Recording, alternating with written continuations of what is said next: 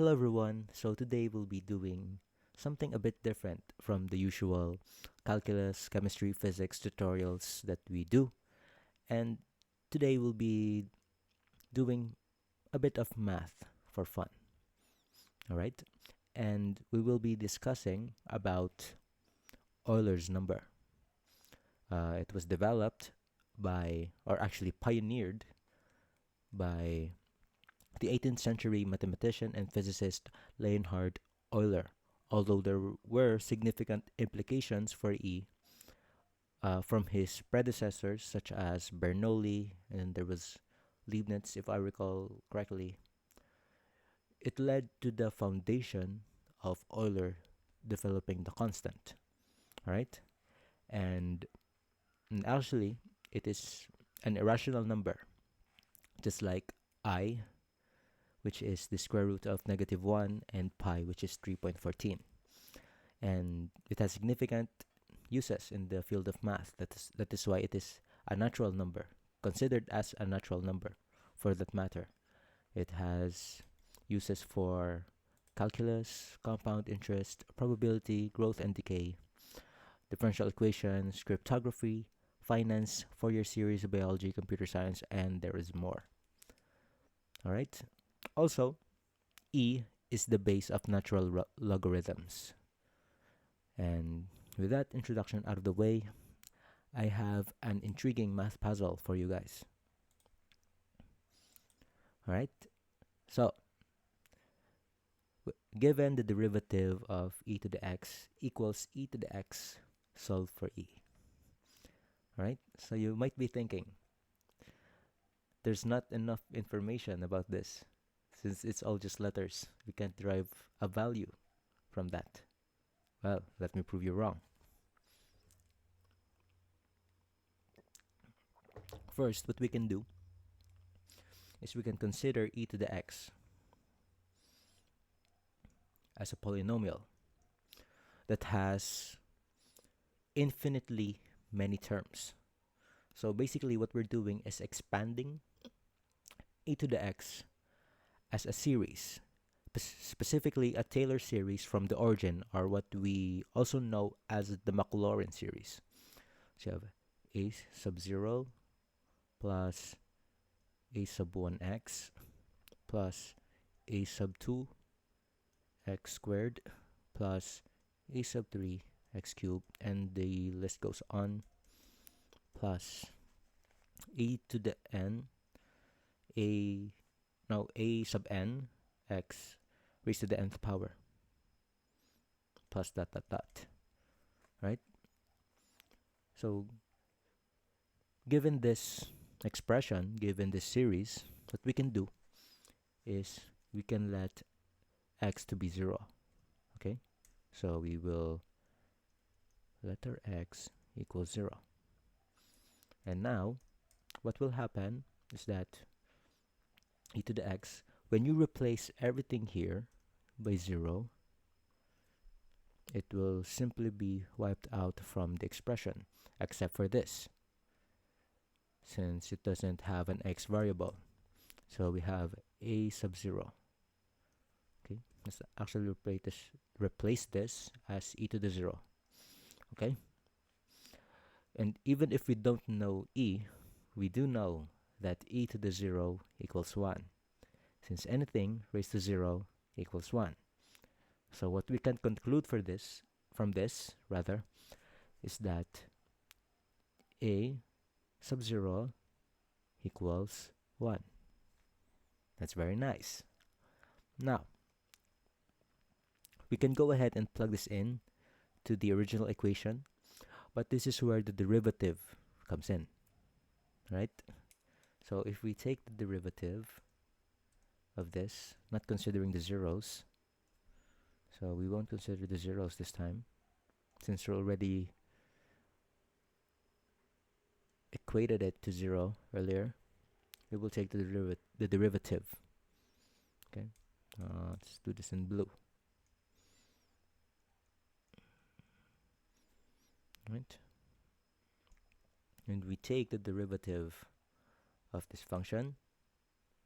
Let me get get rid of this. Let's just put that a sub 0 equals 1. Okay.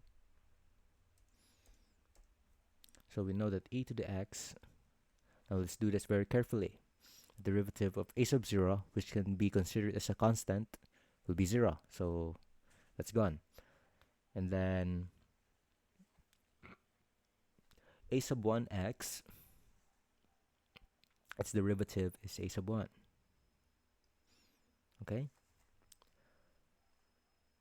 Plus the derivative of a sub 2x squared, applying the power rule, that would be simply 2a squared x plus, again, just applying the power rule, that we have 3a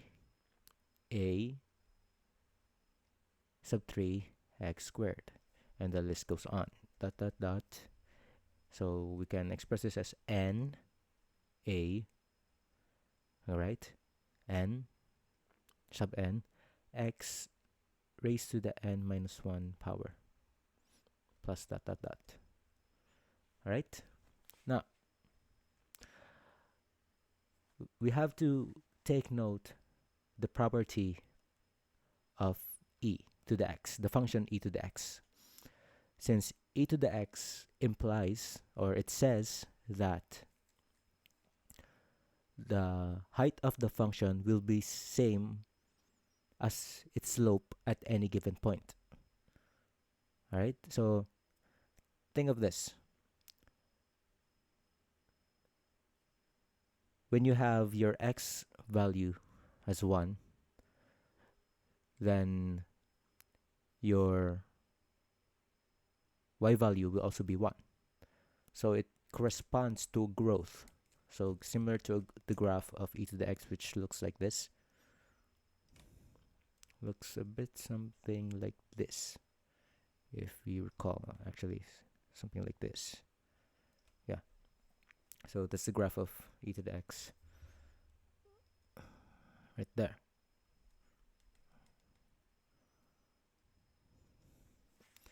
And what we can infer from that is that each term would be equal to each other. Why? Since the derivative of e to the x is same as the function e to the x. Right? So we know that since a sub 0 is 1, therefore a sub 1 should also be 1. Right? And since we know that a sub 1, when we go over here,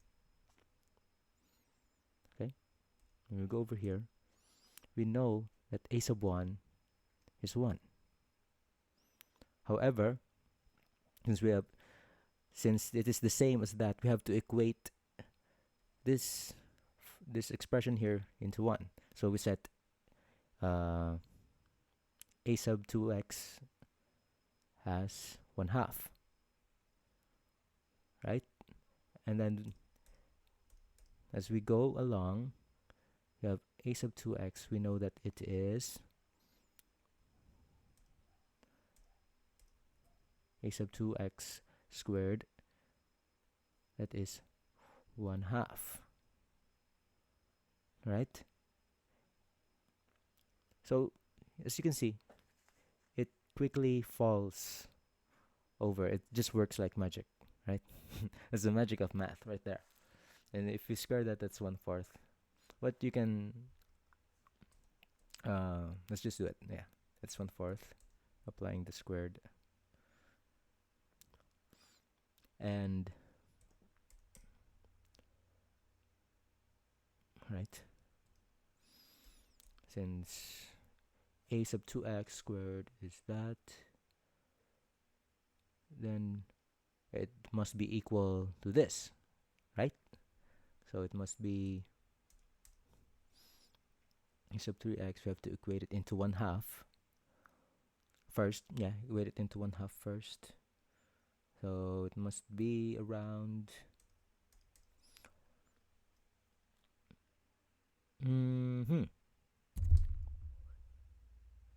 a sub 3x. It should be equal to, we're going 1/4. Because that should be 1 over 6, right? Since we're not really taking account of the squared, yeah. 1 over 6, right?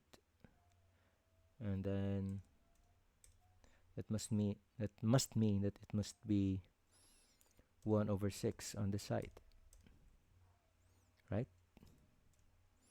Since we're basically saying that a sub 0, a sub 1 is equal a sub 1x, and 2a sub 2x is equal, something along the lines of that, right? So since that is 1 over 6, it must be 1 over 6 here, yeah. And since that corresponds to that, we can say that e to the x could be the sum of x raised to the nth power over n factorial, as the integer n goes from 0 into infinity. Or we can say that this is basically, at the end of this line, it is 1 over n factorial, right there, right? And using this, we can use the original equation in solving for e to the x. Okay, solving for e, rather. So let's say that e to the x. Now let's put the values.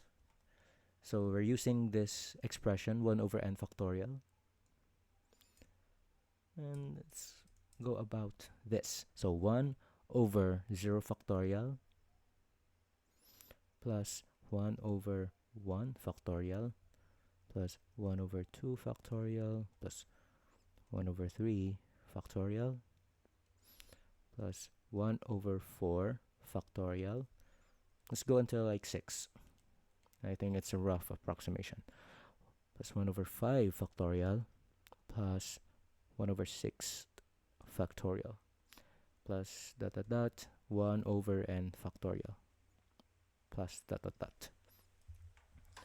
Okay, and don't just take my word for it. Grab a calculator and solve along with me. And we have to take note that 0 factorial is 1.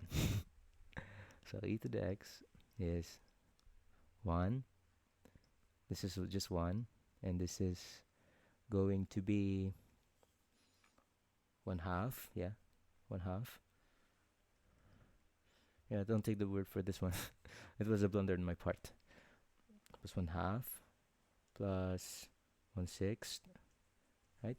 Since, yeah, then 4 times 3 times 2 times 1 plus 1 over 24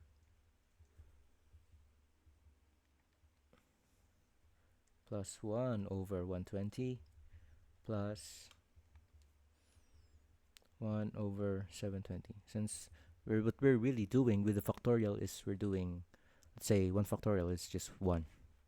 So then 2 factorial is 2 times 1, 3 factorial 3 times 2 times 1, and this goes on. Plus dot dot dot for n. Yeah, let's just omit it for now. Let's just do plus dot dot dot. Okay. Now we add them together. Okay. Now solve along with me. 1 plus 1 plus 1/2 plus 1 over 6 plus 1 over 24 plus 1 over 120 plus 1 over 720. So we can quickly say that it approaches this constant. This is 718 as is 0 for now, but as we add more coefficients to that, let's continue for a bit more. Let's say 720 times 7. Okay, 7 times 6. Say we add this plus 5040 plus 1 over 40,000, 320, and so on. So we know that it will quickly approach this number we know as E.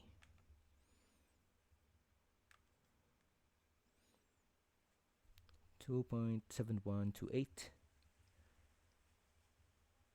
1828 done. Yeah. So that's how we know that this is just E actually. Yeah. My bad. Yeah. Yeah, something along the lines. So this is how we know that how the value of E can be derived. So if ever that this somehow comes up on a quiz or an exam or something, at least you know how to derive it now. And by this simple formula, we can derive it. This formula right here.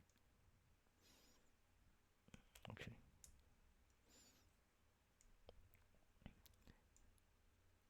And this constant right here is our E. Okay, that's very good. And yeah, so we can put the final answer here and say that therefore e to the x is approximately this value below, 2, 8, da, da, da. And we're done. Okay, so that's how we derive E. So thank you so much for watching, and stay tuned for more content like this if I do get some motivation in the future to do more. And that's about it for now. Thank you guys, and take care. Have a good day.